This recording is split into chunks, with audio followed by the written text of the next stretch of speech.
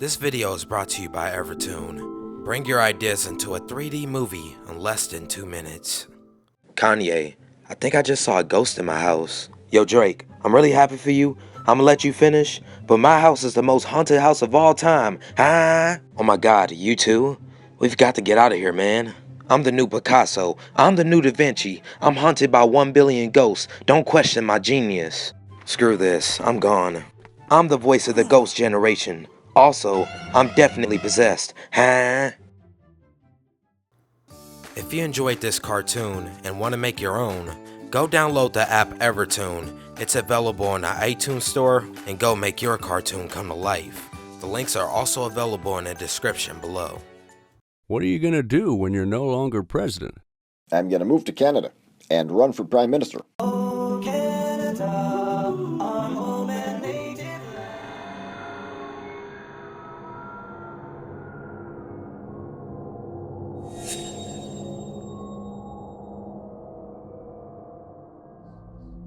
This happened back when our family moved to our new house in 2001. I was 8 years old and my sister was 10. Since we had just moved, my mom really wanted some new furniture to make our home look nice. We weren't well off in our first place, but it was our first real home, meaning it wasn't a cruddy mobile home for once.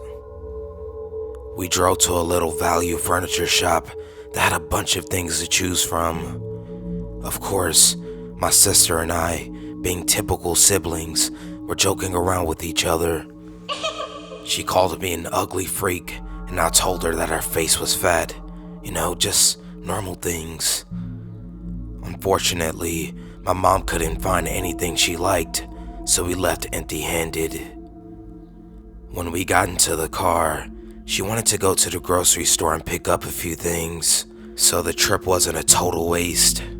We drove along. My sister and I noticed a brown car following us, turning every corner, making every light. We pointed it out to Mom, and she just blew it off. "Don't worry about it, guys." So we dropped it too. We were young and we completely forgot about it when we went to the grocery store and grabbed our snacks. Again, we got in the car and left for home, and again, the brown car started following us. Mom was getting a bit worried since we lived in another town 20 miles away. She told us it had to be someone we knew. We had relatives living in town, just not anyone we were really close to. Like they did before, they copied our route. The closer we were to home, the more paranoid my mother became, and in turn, fueled our fear. She told us to copy the license plate, but tried to assure us that it was probably our cousin Jessica or something. When we parked in our driveway, the car parked right behind us, the engine still running. Our mom ordered us to stay in the car while she went to talk with our cousin. My sister and I watched from the rear window as my mom went to speak with her. After a few minutes, we heard the woman from the car yelling, gesturing to us inside the car, and then back to my mother. She peeled out of the driveway, almost running over my mother's feet. A few seconds later, my mom was crying hysterically and ordered us to get into the house. She pushed us into the room and spoke to our dad, even though we could hear everything. Apparently, the woman had thought we were insulting her while we were in the furniture store and threatened us. She had said that she would throw nails in our driveway and poison our dogs outside. She insisted that our mother beat us for talking to a complete stranger in such a way, and if she had the chance, she'd break our little fucking necks if she heard us talking about her again. My dad wasn't very happy that my mom brought her all the way to the house, but stated it probably wasn't a big deal. The next day, my sister and I were walking to our bus stop when we saw the brown car parked across the street from our house. My sister immediately ran back inside to tell our dad, and he walked us to the bus stop and waited until we were safely on the bus. My mom wanted to do something about it, but my dad was against it. He assumed the police wouldn't do anything since they were just threats. So the creepy stalkerish behavior continued without interference. She began showing up every morning, watching as we waited for the bus, but she was coming into our property to make her presence known. My mom found a bottle of antifreeze near the dog's fenced-in area. It hadn't been opened, but we were told to bring in the bowls every night just in case. Food wrappers and half-empty cups of soda were thrown on our lawn. The air valve caps and the lug nuts on our tires went missing. One of our outside cats had died, but we couldn't pinpoint what happened. Then my older brother did something really stupid. My dad was tired of walking us to the bus stop, so he asked my older brother to do it. Spotting the car in its typical spot, he decided the smart thing to do was throw up his middle finger at her. This fucked her up. She ran out of the car, cursing and yelling at us. She said we were crazy and needed to fucking learn our place as children. She was screaming and threatening to beat us and spitting at us. I was bawling my eyes out, and my brother had to pick me up because I just couldn't move. We stayed home that day, and my mom finally called the police. We gave them her license plate number, and they said they would visit her in a day or two. My mom didn't tell me much, but when they confronted her about it, she went on a total rant about how kids are just dirty bastards, and she would kill every last one she could. They didn't arrest her, but a few days later, the police called my mom to inform us that the lady was admitted to a psych ward. There were no more details, unless my mom didn't want to share them, but we never heard from her again. Years ago, I was an active life journaler, and so was my ex-girlfriend. Somehow she met this dude, Jeff, who despite being a hardcore born-again Christian and Republican, wanted to be friends with us, a pair of college-aged girls in a lesbian relationship. Even then, I was sure all he wanted was pictures of us making out. At first, he seemed like a pretty normal dude. Lived in New England, worked in a hardware store, recently moved towards Florida to be close to his girlfriend, Julie. But then I noticed a weird through line of his post. Every single one was about his girlfriend, and now they had somehow been separated against their will, and he couldn't contact her and was basically dying from heartbreak. At one point he mentioned that he last saw her at the end of her sophomore year of college, which given this guy's lack of physical appeal and age, was really out of the blue. Around this time my girlfriend started texting him, and he was immediately super clingy, doing the whole hey, hi, hey, hi, hey thing for literally 40 texts if she didn't respond right away. But through this, she learned more about his relationship. They'd met on LiveJournal and started dating online. But when he moved to be close to her and her parents found out about him, they broke it off. They planned to reconnect when she got back in college in the fall. But in the meantime, he was trying to contact her via any means necessary. He claimed her friends, also disgusted by the age difference, had gone behind her back and blocked him from all of her accounts and on her phone. My girlfriend, perhaps feeling the forbidden love sympathy, said she'd help him track her down. I didn't really buy it.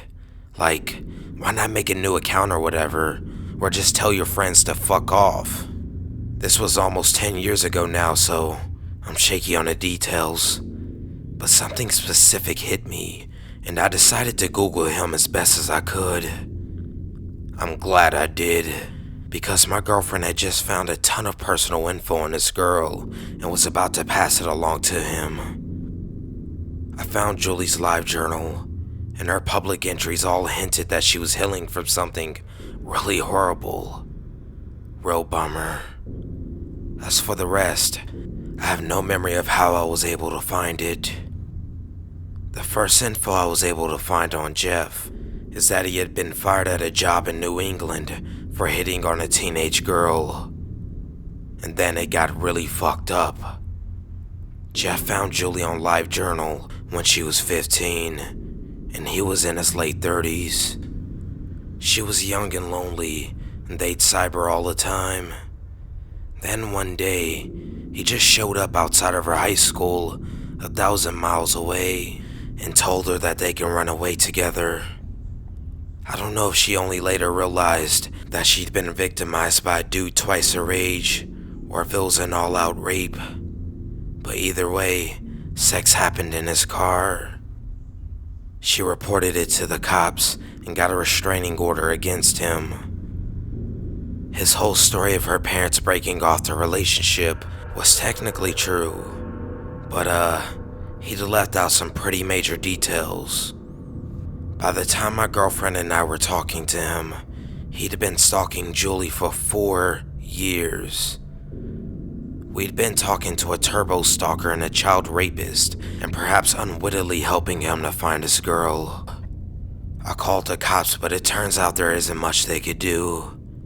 He hadn't found her specifically, and unless he violated the restraining order, they couldn't really arrest a dude for posting sappy shit on his journal and refreshing her LiveJournal profile.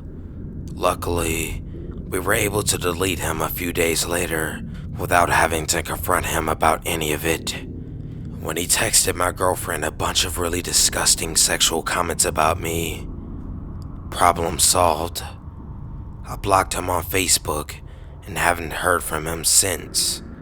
I genuinely hope Julie gets free of him too.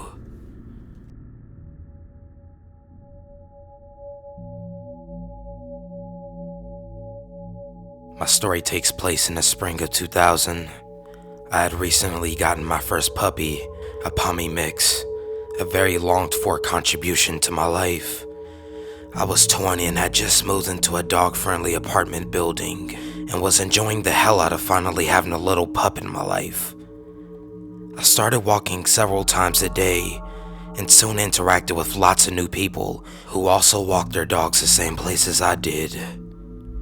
There were many really nice people that I got to know. And then there was Hugo. He was a 45-ish bloke with a shaven head and a way of talking to you as if he was your best, oldest friend in the world. I didn't want to be rude and tell him to stay away. Not at first. But when I started getting text messages from him without ever giving him my number, I told him to please leave me alone. He would inform me as if it was perfectly normal that he would sit and wonder if I was home and drive by to check if my car was in the parking lot. If it wasn't, he admitted to feeling jealous and badly done by, wondering who I was with. I started avoiding the trails that I knew he often walked, and instead took my dog to a forest area outside the city where we would play and run and have a great time. I started getting emails from Hugo, where he held long one-sided conversations about why we made a perfect couple. I ignored those emails. Then I got letters, no stamp, in the mail, where he informed me about where he had seen me, what I had been wearing, and where my 4-year-old niece went to daycare. She looks just like you. This is where I started to freak out a bit and went to the police for support. The policeman informed me that even if his behavior was indeed disturbing, he had made no actual real threat, and therefore, police could do nothing, apart from phoning him and telling him off. I figured they must have, because the texting and email stopped. Months went by and I forgot about the whole thing, until one evening in the beginning of September. I was babysitting my niece and decided to take her and the dog to my favorite spot along the forest trail. There's a bench and a fire pot, and we could bring hot dogs and cocoa and have a nice evening outdoors. My niece was halfway into her second hot dog, and I was over by the riverside throwing sticks into the water for my little dog to retrieve, when I suddenly realized that my niece was talking to someone, giggling and laughing. I turn around and see her sitting on the lap of Hugo. He is bouncing her around, and she laughs and smiles at him. I can't describe the feeling that came over me, but I heard myself say, "Put her down right now," and started walking towards them. I didn't run, as if afraid to spook him and cause him to run off with her, and also didn't want to scare the child. He must have been watching me, following me without me noticing, I thought. The sick bastard. Such a pretty little princess. She's got your smile. "Come to me," I said to my niece, but then his grip around her tightened, and she stopped giggling and looked at me with disbelief. My dog was now sensing that something had changed, that there was some sort of diffused threat in the air, and started to bark dementedly. "Go play with the dog, princess. Your aunt and I will have to take a little walk," Hugo said to my niece, but his eyes were locked on me. "Isn't that right, darling?" he added, a thin veil covering an open threat. "Okay," the girl agreed, and he reached out a hand to me, grabbing hold of my arm before letting go of the child. "Go play," I said to her, trying to sound normal. "Go play with the dog, but stay clear of the water. I'll be right back." At this time, Hugo yanked me with him down the trail. "So, how come you're here this evening?" I asked, trying to sound casual and not scared out of my mind. "You told them I was a perv. You told the police I was a stalker. I'm just looking out for you. Don't you see that? I do everything for you, and you're just an ungrateful, deceiving little bitch." "I didn't realize you were looking out for me," I said, unsure of how to handle the situation, waiting for an opportunity to run. "Of course. I wanted to make sure you didn't try and do anything stupid on our date. I would have taken the girl with us, see? I'm no monster. I'm your protector, your soulmate. So, I'll let her be. I'm nice like that." At this time, he stops in his tracks, turns around to face me, and lets go of my arm to touch my face. Before I knew what I was doing, I had shoved the hill of my hand directly on his trachea, the way we had practiced so many times before, but I never thought I would use it in real life. Never hesitate. If you need to do this, then do it with all you got. There are no second chances, our instructor had said, and I apparently paid better attention than I thought. To my surprise, Hugo went down on his knees, a stunned look on his face and both hands clutching his throat. "Run," I thought, "run." I ran back to where I'd left my niece and dog, snatched her up from the ground, and ran with the dog barking by my side back to the car. I threw the now crying child and the dog into the car and sped off. No seatbelts, no child seats, no nothing. I drove to the same police station I had visited once before and actually got to see the same policeman. They didn't find him where I left him, but retrieved my bag that had been left at the scene, as well as the dog leash and my niece's sunglasses. My niece had no idea that he wasn't a good guy, and no one could testify as to what happened. He was never brought in, and I never got the ending I wanted. It took a long time until I stopped looking over my shoulder when out running. Even longer before I could open the door when the doorbell rang without first reaching for my pepper spray. I haven't seen or heard from him since that day. I hope we never meet again. Hey guys, thanks for watching. This video was sponsored by Evertoon. Create your own cartoon featuring your favorite celebrities all on your phone right now.